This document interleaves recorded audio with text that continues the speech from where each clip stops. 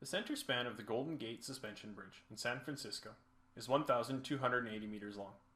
The towers rise 152 meters above the bridge deck, while the cables come to within 25 meters of the deck. If the origin is set where the left tower meets the bridge deck, you need to write a function for the parabola formed by the cables in general form. So we know that the bridge is 1,280 meters long, which means that the middle of this is at 640 meters. We also know that the lowest that the cables ever come is to within 25 meters of the deck. This means that our vertex is over 640 meters and up 25 meters. So now that we know our vertex, we can use that information in order to help us get this equation in general form. Okay, so not only do we know that the vertex is at 640, 25, but we also know that the y-intercept is at 0, 152. Because at the leftmost tower, at the very top, that's where the cable connects. And that's 152 meters up. Okay, let's take that information and let's put it into the vertex form of the equation of a quadratic.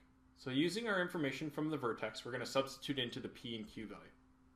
Then we're going to take our y-intercept and we're going to use the x and the y value in that y-intercept point and substitute it into the equation as well.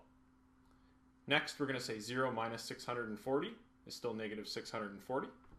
And we're going to subtract 25 off of both sides. And that gives us 127. Now, negative 640 squared is 409,600. And if we divide both sides by that 409,600, we find out our a value, 0.0003100,585. Now, we've taken a lot of decimal places there, and the reason for that is that this question asks for this answer to be given to 5 decimal places. So I'm going to take that a value and I'm going to put it into the equation in vertex form. The next thing that we need to do is we need to take that x minus 640 all squared.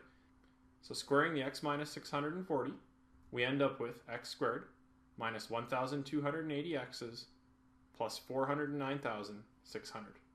We're going to multiply every single one of those by our a value and round to 5 decimal places.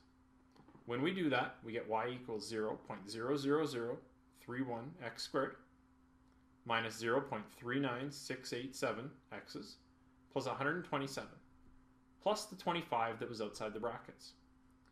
Adding those up, we find out that that c value is 152, the very top of the tower. Great. Now let's take that information and put it into the boxes in our equation. Okay, so our a value was 0.00031. And our b value was negative 0.39687. And our c value was 152.